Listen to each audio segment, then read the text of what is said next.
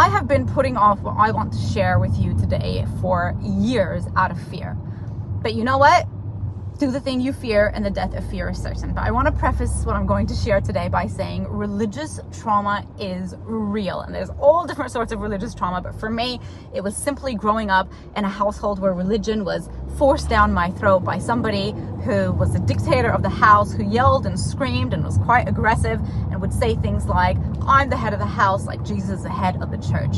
And that was more than enough. That, along with, you know, the few interactions that I had with the few men that I was raised around, that made me feel like, no, this is all about power and control. And so when I ran away from Egypt at the age of 19 and came to Australia, I turned my back not just on my culture and my family, but on God as well. I literally said, no, thank you. I want nothing to do with you. Thank you very much.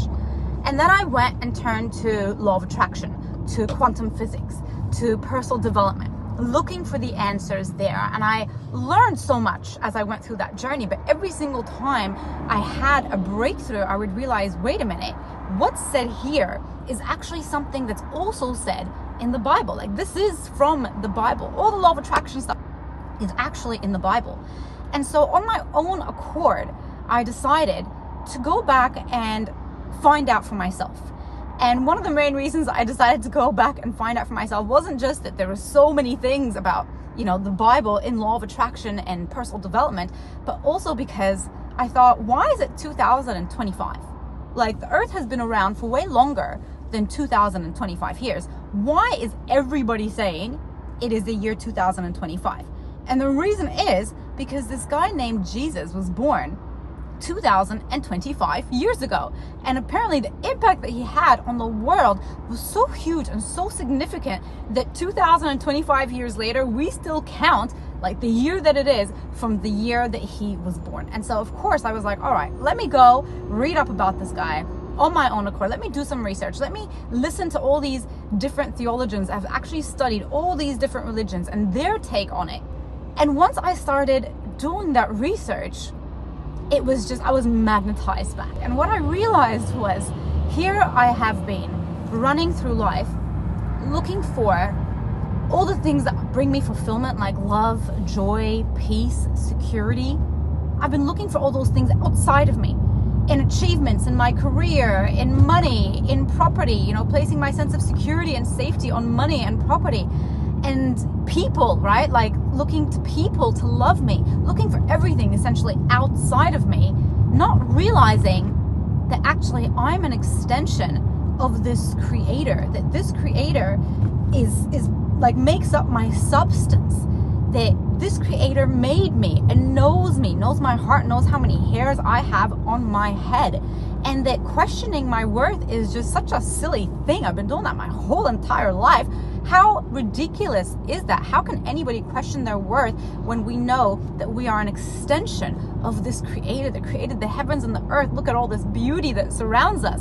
Look at the amazing body that we have and how it grows and how it heals itself. Like, this creator made us. So I stopped questioning my worth.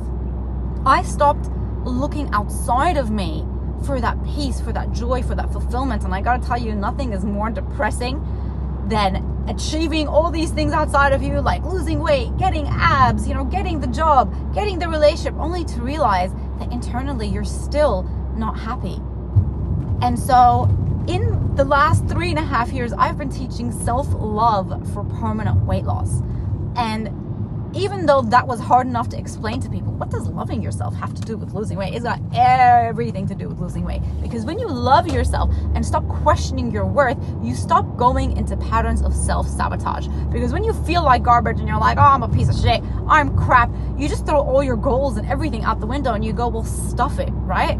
But when you love yourself, when you know your worth, it's just natural to get up in the morning excited to do the things that you know are going to take you to where you want to go, because you don't question your worth or your ability to get there, because you know that this creator has your back. And so I found out that in the Bible it says God is love. That's one of the shortest verses, 3 words. God is love. And so when we talk about self-love for permanent weight loss, it's about learning to see yourself through God's loving eyes, through that unconditional love. So I really wanted to share this and kind of get it off my chest, because I've been feeling like if I share this, you know, people might get turned off and might turn away. And if that's so be it. That's fine. Not everybody is going to align with this message, but I'll be damned if I'm not going to go through my life sharing with people everything that has led to a massive transformation in my life, not just physical transformation, but internal peace and joy and happiness and fulfillment. That is my responsibility, to share anything that brings me peace, joy, happiness, and fulfillment. So if you stuck out to the end of this video, thank you for your open-mindedness. Thank you for your love.